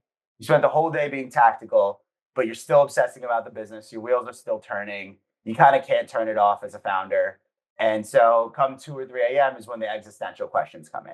Should I even be raising money? I'm so sick and tired of feeling like our revenue is in the same place month over month. Like, what do I need to change about this? Do I just cut shit and just sell it? What do I do? Like, I'd say most of those questions are what you get at those hours. I have seen some, I've seen founders meet investors in some pretty crazy ways. I've raised money in some pretty weird ways just by like meeting investors in different places in general that have been cool. Like, I don't know, I talk a lot on my cell phone in my shared office space and I pace around. I'm like super obnoxious about it. But one of the guys once that I was doing this, I was talking to a customer and he was like, hey, I could hear you on the phone. And I was like, oh, I'm so sorry. He's like, no, I'm actually an angel investor into startups. Like, could you and I, like, you want to hop in here and tell me what you're doing? He ended up putting it on my round. This is like for my first company. So that's amazing. Wow. There you go. you get stuff like that. I had another guy once. I was like pitching a founder to join my marketplace. I used to run a marketplace that connected startups with investors.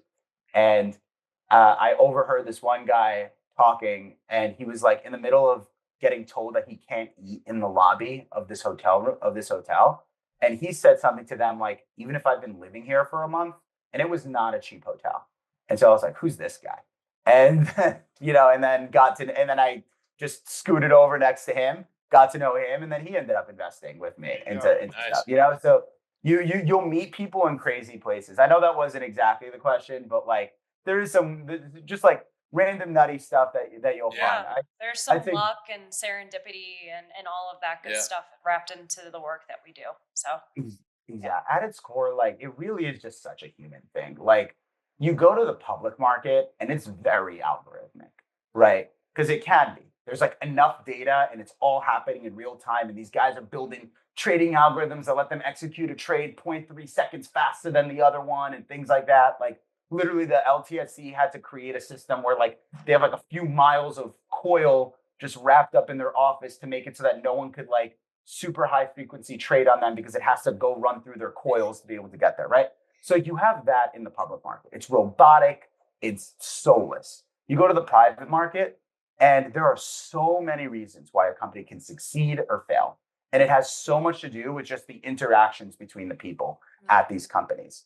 Because these deals don't move very often. They happen once every 18 months, right? Or once a year, once every 2 years.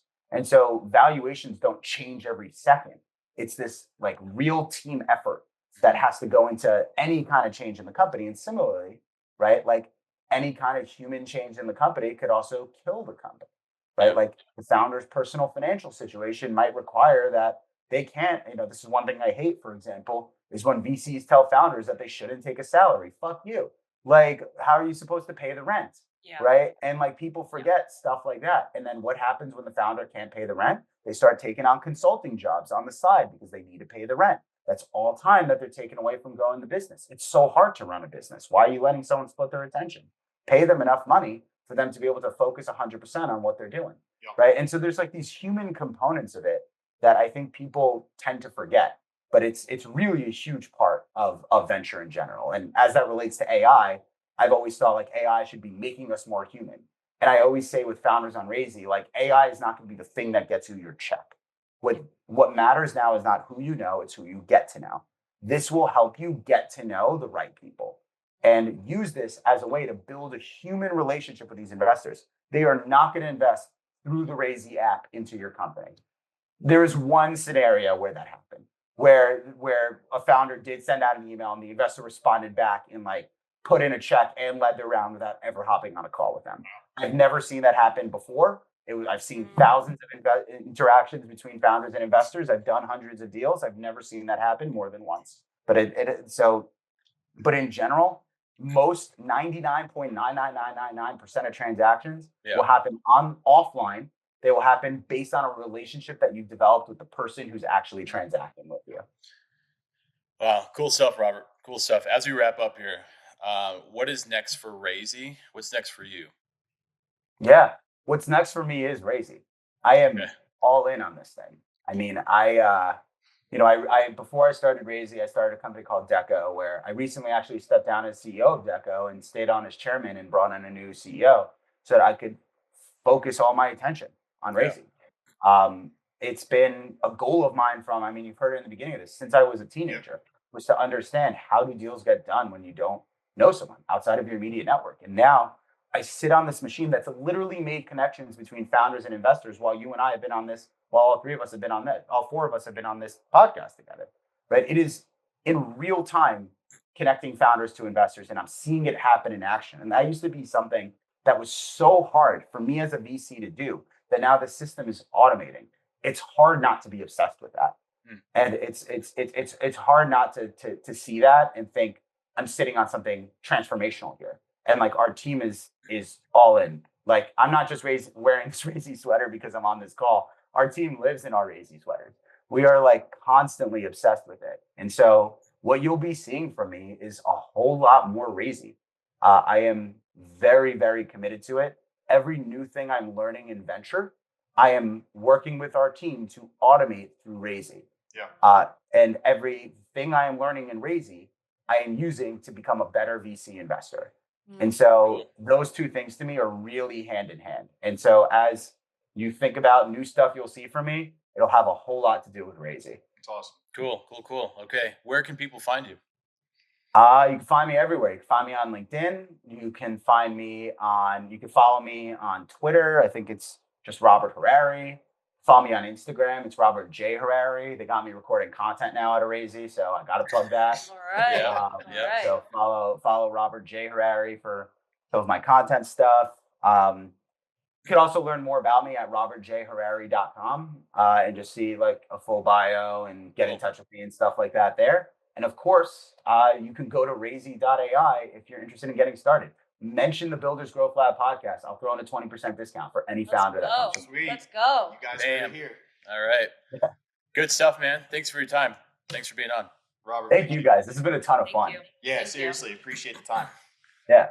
Hey guys, Connor here with Builders Growth Lab. If you're looking for a way to stay up to date on the latest news, trends, topics in AI and marketing, look no further. Visit us at buildersgrowthlab.ai and sign up for our newsletter today. In it, you'll find quick takeaways from our latest show, as well as simple tips on how to market your app. That's buildersgrowthlab.ai. Sign up today. All right, so Robert was definitely one of my favorite guests that we've had on recently. I mean, how crazy is it that he's been in this world since like just essentially like since he was 15, right? But his entire family is very entrepreneurial. But like, can you imagine going to a board meeting at 15 that your dad is at? I'd be like, oh, I'm so bored. I'm gonna like play Roller Coaster Tycoon on this computer. Like, I'm not gonna listen to this. That's what right? I would be doing. Yeah, I was just like, it is what I used to do. My dad owned a business, and I'm like, he's doing his thing. I'm playing on the computer. yeah. So it's just like the amount of discipline, I think. But it's just clear that he really has an amazing understanding of the VC landscape and what VCs are really looking for. I found it to be super informative, and I think really excited for Raisy in particular. So cool. As a founder who's used platforms like PitchBook in the past, they're incredibly expensive, and they don't drill down the way that Raisy is going to really sort of drill down for founders. So I'm excited for founders to have better access to investors, because I know a few weeks ago on the fundraising podcast, I talked a lot about warm intros and how important warm intros are. And he kind of is like, fuck that, like it shouldn't have to be that way. And I agree. And so I'm excited. I'm just excited about what he's building. And yeah, I just like too, it just makes everything seem so much more accessible for founders who are in that startup phase and just don't know where to begin the process of anything. Where again, it's like, for me, I'm the least educated on this. And it's like, he just broke it down and made it so easy for me to understand how it works, how you should approach it if you don't know a lot about it. And yeah, it's just kind of plain speak instead of something that just totally went off my head. So. And you brought up a good point too around how like a lot of the things he was just mentioning about cold outreach are just like really important basic sort of marketing 101 Marketing things, 101 stuff. right? Yep. That like, right. So translating a lot of that even into the way that you would work with investors was really interesting. But yeah. He's a cool guy. He's an interesting dude. He's accomplished a lot. I think, his advice on really what I heard was sell the sizzle, just like anything else, really, right? I'm excited to see where that thing is going. And he's a great guest. I mean, I think there's just so much potential there. I know towards the end, he was speaking so passionately about what his next steps look like, and it was just all about Raisy and a little bit less about just going in alternative directions. And I just love the almost like automated way that he's doing things, and again, drilling down into something that's not so surface level anymore either. What were the 3 points that you had written down for the email? Yeah, traction, team, and product is kind of the 3 sticking points in regards to how he approached everything when it came to Raisy. So I would send, what I heard was send a 3-line email, 1 sentence, 1 line, which each of those topics: traction, team, product. That's what I would do to get through. Yeah, and if you could write a cold outreach email that like pinpoints all 3 of those things in a matter of 3 sentences, that'll definitely help you get that meeting. And I think what he said too, right? It's like you're not reaching out to investors, letting them know you're raising. It's very much so you're starting to build the relationship to eventually get to that point, right? But I think that you give away a lot as a founder if you're like telling everyone you're raising, but you're not actually creating momentum around that. Or like you're not actually like, getting checks into the door. So bad signal. You have to be, yes, it is. So have to be really strategic about how you reach out to them. Yep. So I feel like he gave you guys a little playbook to 100%. So. Yeah, he did. Cool. Good stuff. Yeah. It's time for Poopy Pants. Okay, they wanted me to sing, so I did it. Yeah. Thanks, Valerie. Okay, at some point, we're gonna bully you into singing. No, we need to do this. Like, we need to start setting things up that are just pre-recorded that we can just insert. 100%. Like, so it's just always the same, and everybody will just know. Like, that was perfect. I like, can you take that sound really good. and please make it the poopy pants like intro each time. I would love that. There is a karaoke bar here. Just FYI. Ooh, Could do that. It is a school night. It's a Tuesday night. We have to It's a school whiteboard, night. you It's really guys. awesome. We have to whiteboard. Oh yeah, yeah. I'm excited for that. I can karaoke in here. Yes. Just get Charlie blitted. Yeah. No, you just play Spotify or YouTube karaoke or Spotify. True. Most songs have the lyrics. Yeah. Okay. And you just do it. So yourself. poopy pants. Poopy pants. Okay, I'm You're looking first. this up. Charlie. Okay, I so love that he has lists. You just have lists. Like, I love it. yeah. Well, like I take it down. Okay, poopy pants. Okay, I get it. You've got a business to run. I get it. I fucking hate when lead generating agencies, they sell leads, put events on your calendar without your consent. So I don't know if that's like a privacy thing on my end. I don't know how to prevent that, but I get random shit on my I get it all like the time. Tuesday morning. From like, I don't even know what I did. I've never talked to the. There's like 10 agencies that just put like an hour block. Yep, on I my get that, fucking- like, I don't know That's how that once in a happened. while. Have you never had that? No. I can't. No. I'll get. Is it like a privacy thing? I don't know, but Or I get settings? more so not like lead agencies. It's like webinars about like Yeah, just yeah, random that's things, it. and I'm just like, why is this on here? And it says like LinkedIn webinar for blah blah blah. And I'm like, I never signed up for this. But Fucking stand that. yeah, it's kind of annoying. It's kind of annoying. But then honestly, part of me was like, I wonder if we can do that for campaign files. I hate when they do this, but if we do it to others, it's fine, I guys. just don't know the tech behind it, but I'm sure it's relatively easy if you look into it. But I can see how that's annoying. I guess no, that's greasy. I don't like it. Fuck that. Ugh, I can't stand it. No. That's my poopy. That's pants. your. That's the only one. Yes. Okay. For now. Pretty good. Yeah. You mountain. All right. I mean, I've got one. Okay. I mean, I just came up with this, but it does give me poopy pants. So, and a lot of times when I join a new startup or I start working with a new company, I get these spam text messages or emails that are like, hey, it's XYZ founder. Can you talk? Hey, and then they'll email me.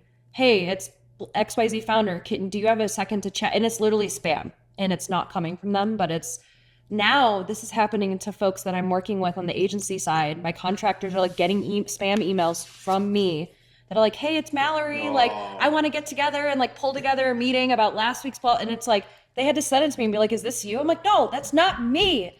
So. Did you stomp like that too? No, it's not me. Yes. You bark at it? Yes. And then I bark like a No, that's annoying. Yeah. But- That's happened to me where people would actually send invoices from a dummy address, but it would have a story advertising on it, but it would be like from Connor.d@storyaadvertising.co, which that's not my email, and it would be a bank account that's not mine, and it's people like, and they reach out to me after. I'm like, I can't help you because that's not me. Like, that's not even in my booking system. Like, the spoofing thing it's real. It's scary. I know. So that just happened to me and I was annoyed by that. Yeah. So.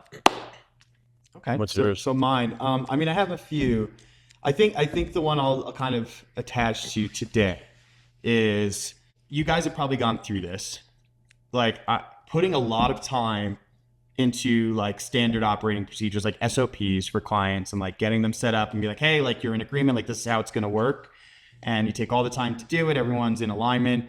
And then they just literally throw it out the window, like a week later. Like as you start kicking off. like the work. exactly 100%. And I'll give you a great example, not to be named. It's just past experience of just like, okay, I'm gonna put this together for you. This is what we're gonna follow in terms of content, aesthetic, like topics, like whatever. It's like, oh, that sounds great, right? And it's like, we need to be aligned on this in order to make sure the campaign runs successfully. Yeah. And like a week before the campaign's supposed to run, oh, just so you know, like we're trashing this, we need to move in a different direction. And it's like, like I literally put the SOP in place so that we would have 4 to 6 weeks to put your campaign together instead of having a week and a half to do it. Like, so if anything, it's like just the way that people's minds work in terms of like, oh, I'm going to change my mind because it's how I feel today, or it's the side of the bed I woke up on, and not really like being considerate of how much time and effort goes into it from all parties, not just me. Like there's people internally to you that put a lot of time and effort into this, and you're spinning your wheels and wasting time and effort. And that just gets me aggravated to the point of like, listen, you got to do the work because you got to do it. But then why didn't you just hold off to begin with? Or why don't we wait a month, right? Because you put this immense amount of pressure on everyone to get something done that's probably going to be half-assed and not nearly as good as it could have been. So that's crazy. That gives me big poopy pants. Is just I don't think I've ever had that.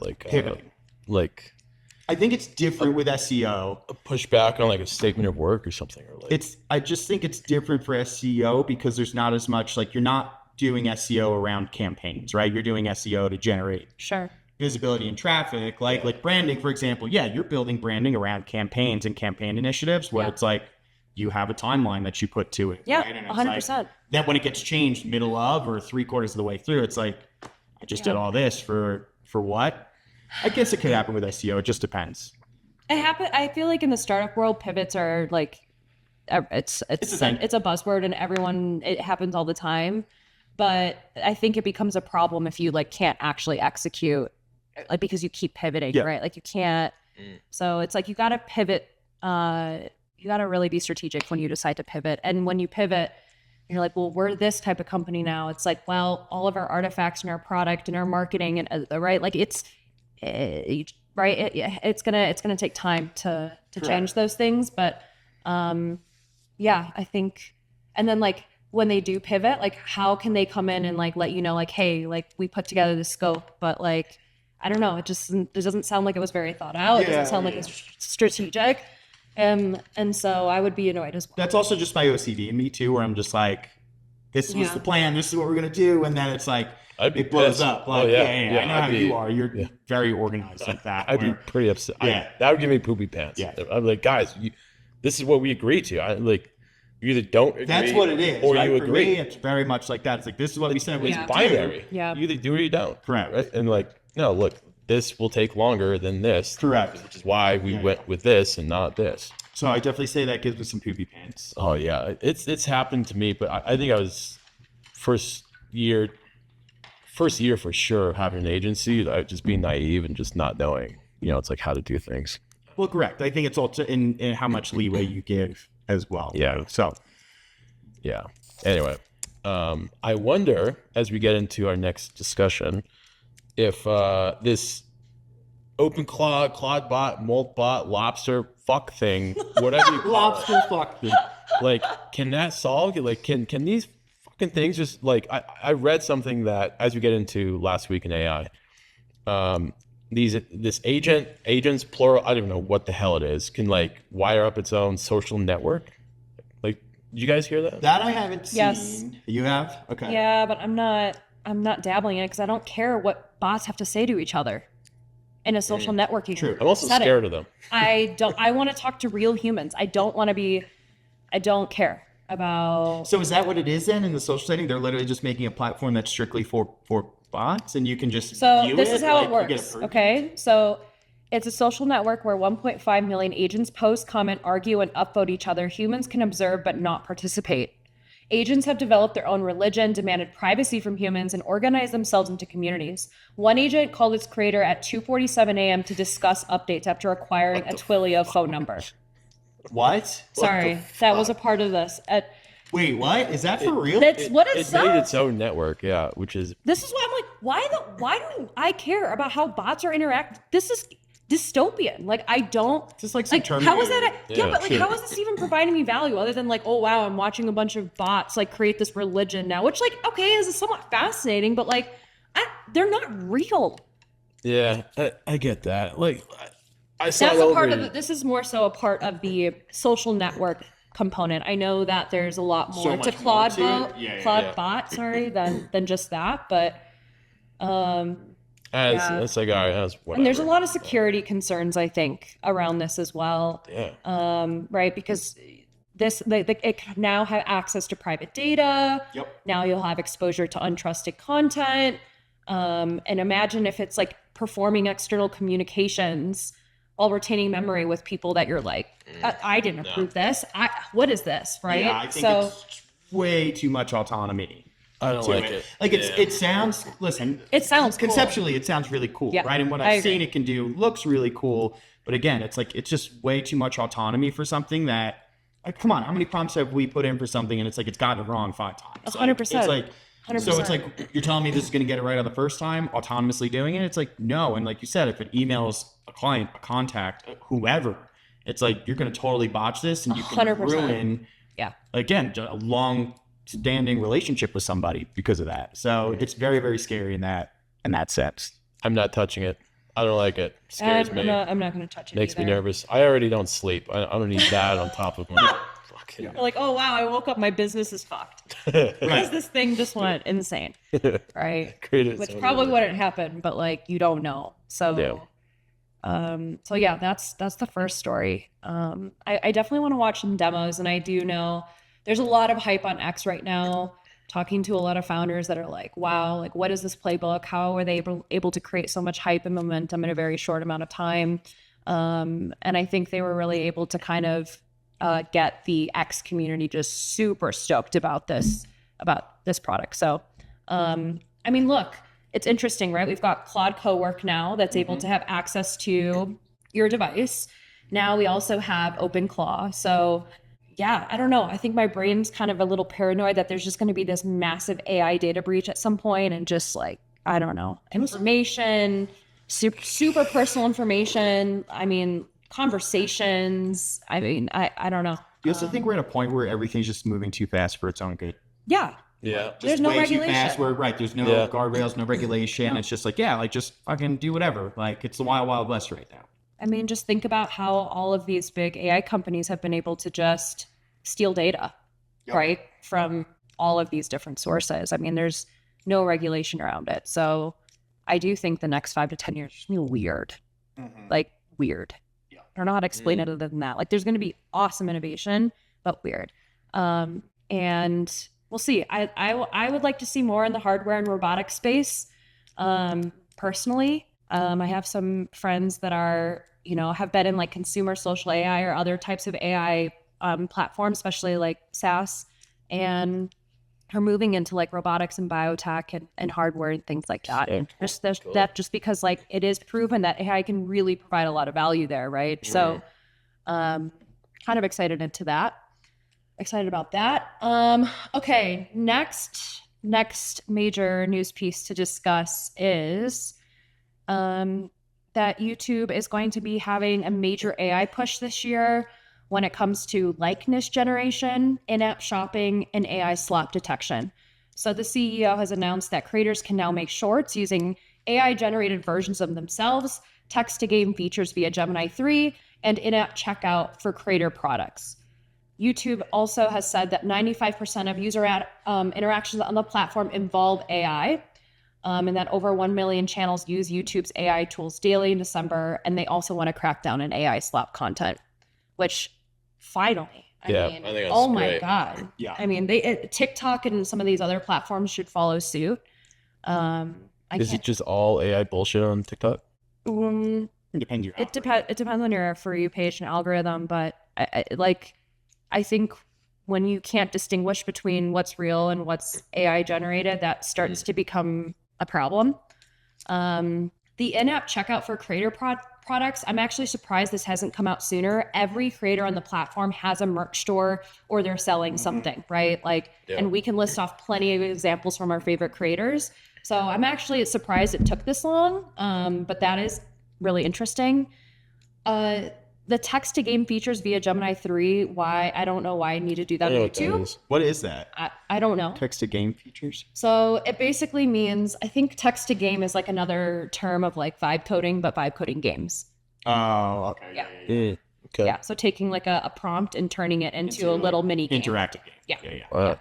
So I'm curious to see what that would look like on their platform. Like, is that going to be in the comments? Like, I don't know what that would look like, but and I think the thing that scares me the most out of this update is that you can now create AI generated versions of yourself. So I've seen that for a while, though. I know, but I'm like the whole. I'm like, okay, now I'm gonna watch my favorite creators, and I'm not gonna know if this video produced by them is real, like actually them, or it's just their AI. Do you put more weight behind the actual creator as opposed to the AI?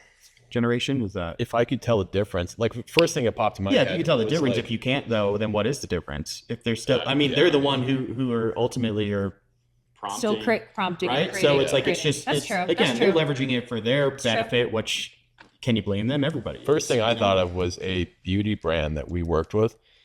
We won't name them, but they were making a bunch of UGC content. That was all the Yeah, and to me, it's just like, well, why don't you just do that at scale, and like thousands and thousands of times, just making it. And you absolutely AI.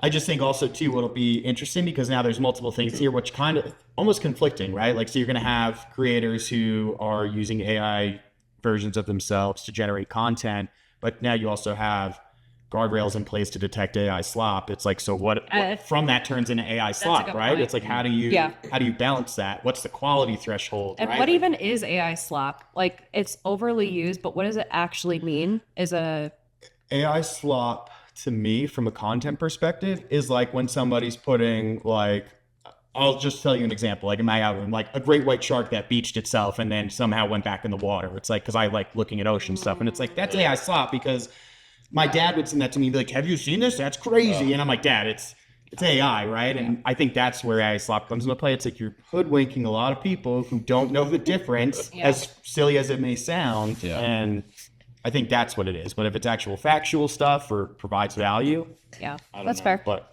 That's fair. AI slop to me is the Will Smith eating spaghetti. yeah. Oh yeah, that's a classic. Yeah. I mean, That's me. yeah, Will Smith eating spaghetti in 2026 is like HD 1080p, like, not low poly kind of shit. So, okay, last piece of news for the day. So SEO is officially splitting into SEO plus GEO, so generative engine optimization. So Google just launched the Universal Commerce Protocol for AI shopping agents. So AI overviews now appear in 60% of searches and fewer than 1 in 10 users that click traditional results when AI summaries appear. So ChatGPT's share of AI chatbot traffic dropped from 86% to 64% as Perplexity, Gemini, and others have gained some ground here. And it looks like with some of Google's research, it shows that agentic search requires content that answers multiple sub-questions in one place. And so why this matters, right, is that if your distribution relies primarily on organic search, you need to really optimize for AI citations, not just rankings. And so content really needs to be structured for AI agents to extract and summarize. So what do you think about this? This is a Charlie question. I think that's pretty spot on. I think you've got to, like, maybe we did it backward. I don't think we did, and we have data to prove this. I'm of the mindset of build for users first. Customers, Google will follow suit because it's their job to provide the best information to a person that's searching, user, and really just put data, as much data as you can behind the page that you're optimizing or the target keyword, in other words, metadata, and then your AI. I'm going like very high level. I think that's good, but the more metadata you have, the better. Mm-hmm. And I'm going to look for a file. I found a template online. I can't remember who it's from. Sorry, dude. Can't remember who it's from, but I've got a pretty cool template that I found online that if I find it, I'll put it in the show notes. And if not, then whatever, who cares? I won't. But it's do this. And it's like, do your proper title tags, meta descriptions. So you don't see a big difference between how you'd approach it traditionally as to how you... Kind of like, if I wish I had this document in front of me. To me, it was get technical with your content and like metadata. Yeah. Like that was about it. So you're just layering in more shit on top of what you're doing. Gotcha. Yeah. That makes sense. And like, like with local SEO, you're doing like address, name, address, phone number, of course, but like hours and like target products and like pricing and like Gotcha. Like geo. So it is. It's just more work to layer those things in. Yeah. Ultimately, that's what helps you show up. Yeah. Yeah. I would like to still see like an accurate representation of how many people use of like, here's a target website for like, I don't know, let's just say like socks or something, and how many. To my knowledge, it's the attribution is still pretty tough to go from LLM to the target website? Maybe that's a question for you. Like a direct. Yeah, like a UTM tag or something. Like Yeah, no. You can still pick up on that. I mean, it would be a referral. If it's like vague though, it's hard to pick up on. I guess we can look in GA4 later. But anyway, where is it going with that? Yeah, just like the validity behind it. Yeah, well, like the amount of, let's say this many people find the page, how many people from here went to an LLM, came from an here, LLM, or Google. So I think Google is still like massively, like over 90%. Like, yeah, I think that's just listen. It's going to take years. Yeah. For people to be basically trained, right, on like, oh, okay, I'm going to depend on the LLM results as opposed to the Google results because that's what everyone's been depending on for the last 15 years, right? Like, so I think there's definitely some time before that happens. But as far as analytics, you can 100%. You go in and you look at your referral sources for traffic, and it'll tell you ChatGPT, it'll tell you open like really like Perplexity and like wow, Just cool. I think search intent is like a big thing. Like I was in ChatGPT before this, and like we have 3 microphones and we have 1 computer. Okay, how do we fix that? Like search rather than I'm looking for black socks. Yeah, like that. So like I think that's contextual stuff, I guess. Yes, but with black socks, it's like we have small, medium, large. We have 10 pairs of each. We're located at this spot. I don't know. It's interesting because I think I've shared on the podcast that I obviously like to sing. I'm doing vocal lessons right now. And my vocal coach she's had a website and she's been doing it in San Francisco for 20 years now, but she's now getting new sort of students that are finding her through ChatGPT. And she thinks it's because she's done she had someone kind of that she contracted to like help with SEO twice. And she thinks a lot of that has helped just like leverage the fact that like she's now appearing on, and she's a small business, so that she's now appearing when you're like, I need a vocal coach in San Francisco, like she pops up. So it's really cool to see, right? That like cool. Even for smaller businesses, like, if they've done a lot of the SEO work up front over the last decade plus, like it still kind of translates to some extent. Curious how this balances out when you start seeing the paid ads run, because for this is a boon for local businesses because the more you layer in, the more likely you are to show up because the intent is there for the user.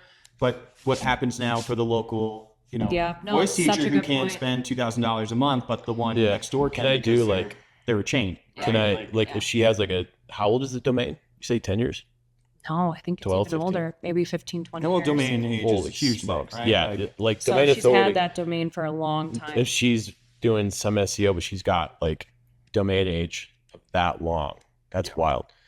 And then I just whip up Charlie's vocal coaching and just start buying ads. Like, again, it's going to dilute quite a bit. Like it's going to be less of a value for smaller businesses in the future, because it's just like Google Ads. It's you're right. You have to pay to play, right? It's like Yelp.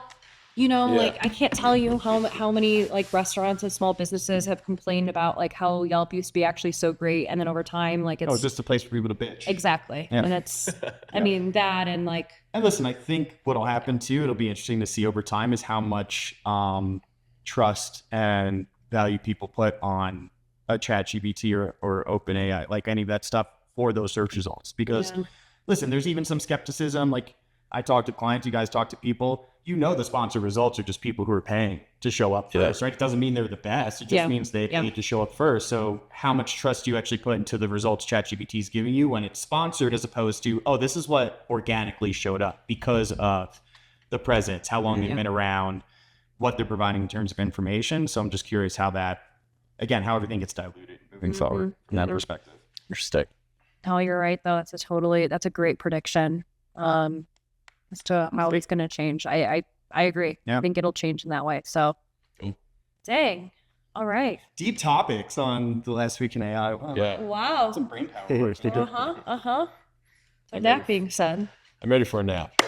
All right, Charlie. Charlie's ready for a nap. Yeah. Connor and I have a call. We're gonna have one more call. Then we're gonna eat some dinner tonight. Maybe do some brainstorming. Yes. Hell yeah. You need to drive around too. Like we have to buzz around. You gotta go check out the ice sculptures. Yeah. There's some sick ice sculptures out here that we should. I go around check out. Well, it's actually like flurrying snow outside too. So we appreciate you. Thanks for listening as always, and we will catch you next week. See you next week. Bye. Peace. Bye.